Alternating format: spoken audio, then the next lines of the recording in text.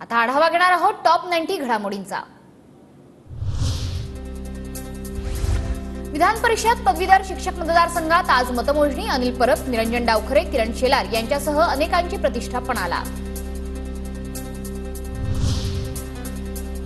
विधान परिषद निवडणुकांची आज मतमोजणी। नेरूळमधील आगरी कोळी संस्कृती भवनात मतमोजणीची प्रक्रिया पार पडणार। परिसरात चोख बंदोबस्त तैनात। ठाकरे गटाकडे काँग्रेसची तात्पुरती वोट बँक। मतांमुळे आलेली सूज जास्त काळ टिकणार नाही। मुख्यमंत्री शिंदेंचा ठाकरेंसह काँग्रेसवर निशाणा। ठाकरे गट म्हणजे लेना बँक आहे। ठाकरे गटाचं आयुष्य फक्त खोके जमा करण्यात गेलं। त्यांना खोक्यांशिवाय दुसरं काही समजत नाही। मुख्यमंत्री शिंदेंची ठाकरे गटावर टीका। आरोप करणाऱ्यांना मी आरोपानं उत्तर देत नाही। ठाकरेंच्या लखनौमधील 200 एकर जागेबाबत माझ्याकडे सगळी माहिती। योग्य वेळी सगळं काही बोलेन। मुख्यमंत्री शिंदेंचं वक्तव्य। राज्यातून मिंदे सरकारला बाहेर पळवायचं आहे। ज्यांनी महाराष्ट्राला धोका दिला त्यांना जेलमध्ये टाकणार। आदित्य ठाकरेंचा शिंदे गटावर हल्लाबोल। येणारं सरकार हे आपलं आहे। आम्हाला खोटं बोलणारा आमदार नको। आदित्य ठाकरेंचा शिंदे गटाला टोला। विधानसभेची मॅच महायुतीत जिंकणार। आम्हीही टीम इंडिया सारखंच खेळणार। उपमुख्यमंत्री देवेंद्र फडणवीसांकडून विश्वास व्यक्त। प्रत्येक ठिकाणी राजकारण आणणं हा बालिशपणा। फडणवीसांच्या T20 वरील वक्तव्यावर आदित्य ठाकरेंचा टोला। अजित पवार गटाच्या माजी नगरसेवकांनी शरद पवारांची भेट घेतली। पिंपरी चिंचवडमधील 16 नगरसेवक 5 जुलैला पवार गटात प्रवेश करण्याची शक्यता। राजकारणात चढ उतार असतात पण दादा खंबीर भूमिका घेतील। पिंपरी चिंचवडची जनता दादांना मानते। रुपाली चाकणकरांची प्रतिक्रिया। आमच्याकडे सक्षम त्रिमूर्ती जागा वाटपावर योग्य निर्णय घेतील। तिन्ही पक्षांना ताकदीप्रमाणे जागा मिळतील। महायुतीच्या जागा वाटपावर चंद्रकांत पाटलांची प्रतिक्रिया। लोकसभेचा परिणाम विधानसभेला होणार नाही। आगामी विधानसभा निवडणुकीत अनेक उमेदवारांची रेलचेल होईल। मंत्री हसन मुश्रीफांचं वक्तव्य। महाविकास आघाडीत उद्धव ठाकरेंना काडीचीही किंमत नाही। ठाकरेंच्या विरोधात सांगलीत काँग्रेसनं अपक्ष उमेदवार निवडून आणला। भाजप आमदार अतुल भातखळकरांचा ठाकरेंवर निशाणा। उद्धव ठाकरे 7 जुलैला छत्रपती संभाजीनगर जिल्ह्याच्या दौऱ्यावर। विधानसभा निवडणुकीच्या पार्श्वभूमीवर शिवसंकल्प मेळाव्याचं आयोजन। ठाकरे कार्यकर्ते आणि पदाधिकाऱ्यांना मार्गदर्शन करणार। विनायक मेटे साहेबांना नक्की गिफ्ट देणार। ज्योती मेटेंकडून विधानसभा लढवण्याचे संकेत। जो येईल त्यांच्या सोबत आणि जो येणार नाही त्यांच्याशिवाय ध्येयापर्यंत जाणार। ज्योती मेटेंची शिवसंग्रामचे प्रदेशाध्यक्ष तानाजी शिंदे यांच्यावर टीका। 13 जुलैनंतर राजकारणात उतरलो तर 288 पाडणारच। लोकसभेत न सांगता पाडले, विधानसभेत नाव घेऊन पाडायला सांगणार। मनोज जरांगेंचा इशारा। वटपौर्णिमेच्या पूजेला ड्रेस घातलेल्या महिलांनी जाऊ नये। संभाजी भिडे यांचं पुन्हा वादग्रस्त वक्तव्य। तर आपल्याला मिळालेलं स्वातंत्र्य दळभद्री हिंदवी स्वराज्य हेच खरं स्वातंत्र्य असंही भिडेंचं वक्तव्य। मनोहर भिडेंनी महिलांशी कसं राहायचं हे त्यांना शिकवू नये। भिडेंच्या वक्तव्यावर राष्ट्रद्रोहाचा गुन्हा दाखल झाला पाहिजे। पुणे शहर काँग्रेस पदाधिकारी संगीता तिवारी यांची मागणी। भिडेंच्या वक्तव्यावर टिप्पणी करणं म्हणजे वादाला तोंड फोडणं। भिडेंच्या वादग्रस्त वक्तव्यावर चंद्रकांत पाटलांची प्रतिक्रिया। भाजपा आमदार जयकुमार गोरे आणि त्यांच्या पत्नीविरोधात मुंबई हायकोर्टात याचिका। कोरोना काळात भ्रष्टाचार केल्याचा आरोप। याचिकेद्वारे चौकशीची मागणी। 3 जुलैला सुनावणी। रणजित निंबाळकर हत्या प्रकरणातील मुख्य आरोपी गौतम काकडे पोलिसांच्या जाळ्यात। हत्येप्रकरणी आतापर्यंत काकडे कुटुंबातल्या 3 अटक। 7 राज्यातील विधानसभेच्या 13 जागांसाठी 10 जुलै रोजी पोटनिवडणूक होणार। पश्चिम बंगाल 4, हिमाचल प्रदेशमध्ये 3, उत्तराखंडमध्ये 2 जागांसाठी पोटनिवडणूक। तर बिहार, मध्य प्रदेश, तामिळनाडू आणि पंजाबमध्ये प्रत्येकी एका जागेसाठी लढत।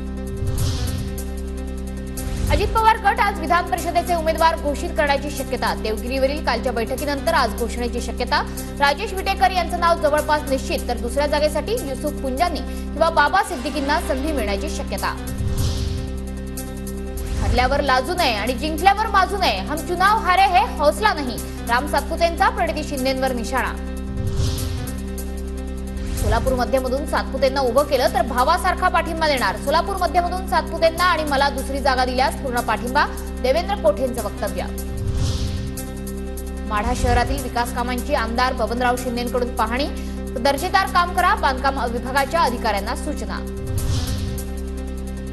पुणे शहरात युवक काँग्रेस शहराध्यक्षपदी सौरभ अमराळे यांची नियुक्ती। देशभरात विविध ठिकाणी युवक काँग्रेसकडून पदाधिकाऱ्यांच्या बदल्या। लोकसभेच्या पार्श्वभूमीवर या बदल्या करण्यात आल्या। गोंदियामध्ये खासदार सुप्रिया सुळेंचा वाढदिवस 101 झाडं लावून साजरा। शरद पवार गटाच्या कार्यकर्त्यांनी सुप्रिया सुळेंना उज्ज्वल भविष्य आणि निरोगी आयुष्यासाठी शुभेच्छा दिल्या।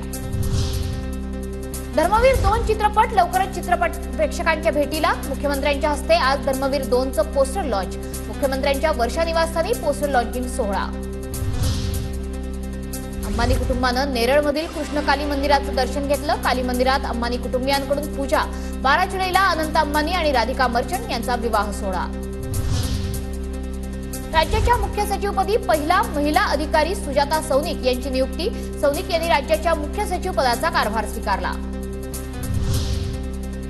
लोणावळ्यात धबधब्यात एकाच कुटुंबातील 10 जण वाहून गेले। 5 जणांना सुखरूप वाचवण्यात यश। 3 जणांचे मृतदेह मिळाले तर इतर दोघांचा शोध सुरू।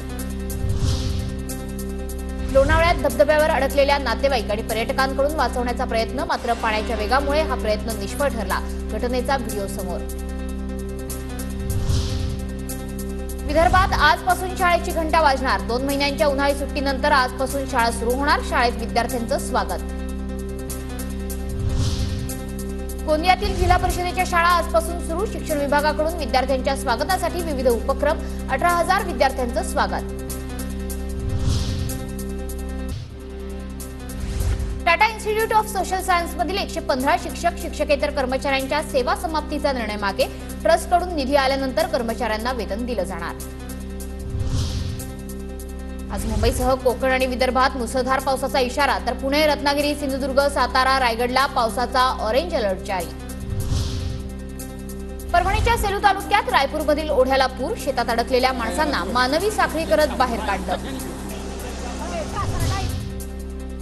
कल्याण डोंबिवलीमध्ये संततधार पाऊस। सखल भागात पाणी साचलं। पावसामुळे वातावरणात मात्र गारवा। नागपूरमध्ये गेल्या 10 वर्षात दुसऱ्यांदा जून महिन्यात सर्वात कमी पाऊस। नागपूरमध्ये यंदा 126.9 मिलीमीटर पावसाची नोंद। लोणावळ्याला पावसानं झोडपलं। इंद्रायणी नदीच्या पाणी पातळीत वाढ झाल्यामुळे पूल वाहून गेला। नागरिकांची तारांबळ। वाशिम जिल्ह्यात दमदार पावसाची हजेरी। मानोरा, मालेगाव, मंगरुळपीर आणि रिसोडमध्ये जोरदार पाऊस। शेतकऱ्यांमध्ये आनंदाचं वातावरण। भंडारा जिल्ह्यातील काही भागात पावसाची हजेरी, तर काही भागात ढगाळ वातावरण। दमदार पावसाची मात्र अद्यापही शेतकऱ्यांना प्रतीक्षाच। गोंदिया जिल्ह्यात 1,80,000 हेक्टर क्षेत्रात धान लागवड होणार, मात्र पावसाअभावी पेरण्या खोळंबल्या। आतापर्यंत केवळ 51% पेरण्या पूर्ण। नागपूरसह परिसरामध्ये गेल्या 2 दिवसात समाधानकारक पाऊस। पावसामुळे पेरणीला वेग। कापूस, सोयाबीन आणि तुरीच्या 80% पेरण्या पूर्ण। ओतूरच्या माळशेज परिसरात पाऊस पडल्यामुळे पेरण्यांना वेग। काही भागातल्या दुबार पेरणीचं संकट टळलं। परभणीत जुलैच्या सुरुवातीलाच भाजीपाल्याचे दर कडाडले। पावसामुळे बाजारात भाजीपाल्याची आवक कमी। सर्वसामान्यांचं रोजचं बजेट कोलमडलं। नंदुरबारमध्ये आंब्याला सध्या 50 ते 60 रुपये प्रति किलोचा दर। आंब्याची मागणी घटल्यानं दरात मोठी घसरण। बाजारपेठेत सध्या बदाम, पिस्ता, केसर आंब्याची आवक।